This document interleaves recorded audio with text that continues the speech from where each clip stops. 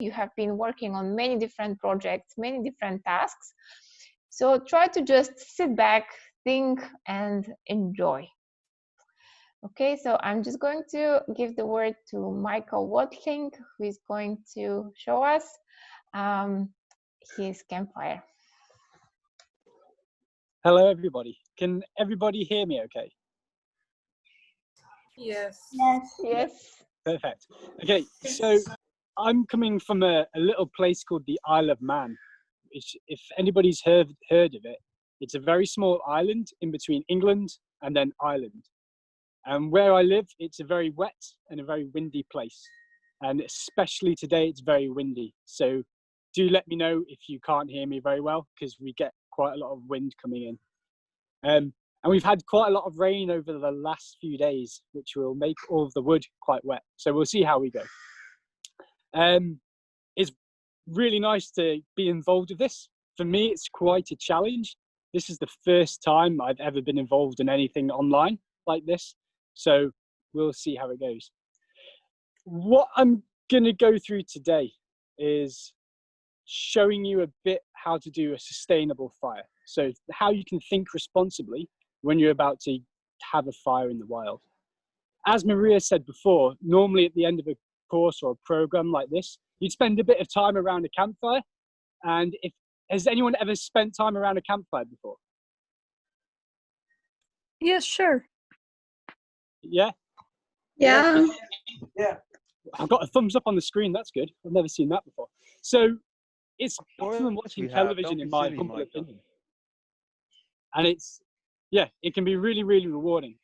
Unfortunately, we can't do it in person today. But what I can do is try and teach you one part of the skill of making a sustainable fire.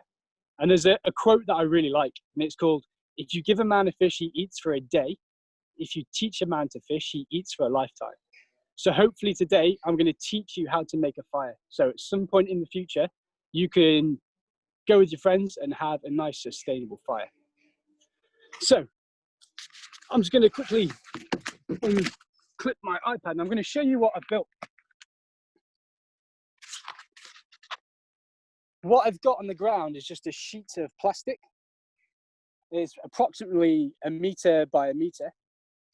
And I've just built a big mound of earth on top.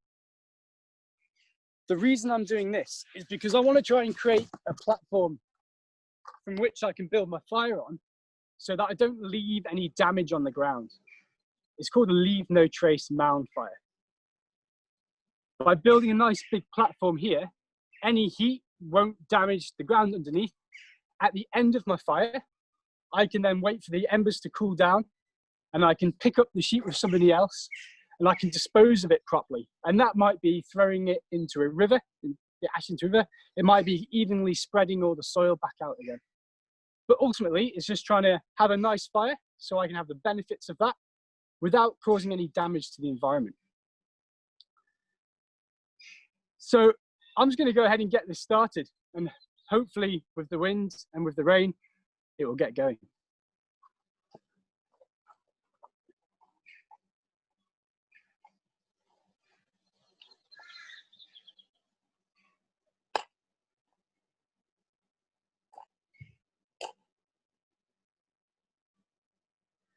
Go, go, go, go, go.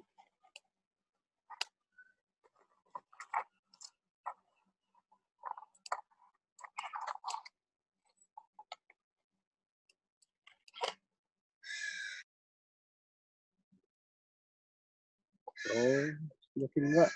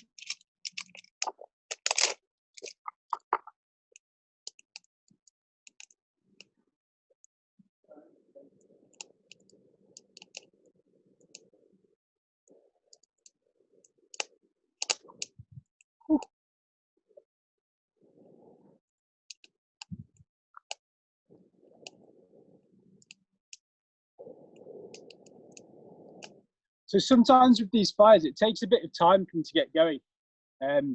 So you see I was blowing on it there to get the oxygen into it. What I want to try and get it to is when sticks about my thumb size are burning on their own, and then everything's going well.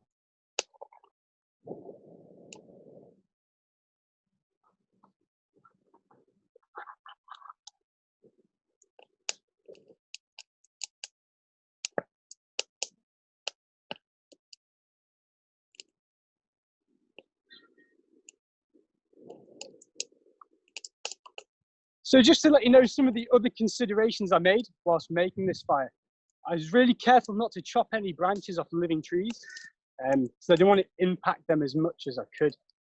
I'm quite fortunate that where I live, there's quite a lot of forest, so there's always a lot of branches that fall down on the ground, so I was able to get all the things off the floor. It was a bit wet, so I hadn't managed to get it this morning and dry it out a bit in the sun, but there you go. Now it's got going. It's a nice roaring fire, and you can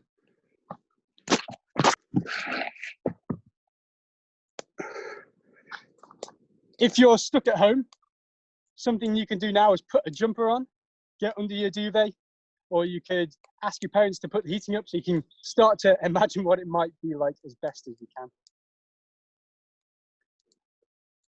And that is the basics of a mound fire. So I'll hand you back over to Maria. Thank you, Michael. It was lovely to see you, and it was lovely to see also your campfire. So I'm just going to give you the clap on the screen, and I hope the rest also enjoyed seeing you.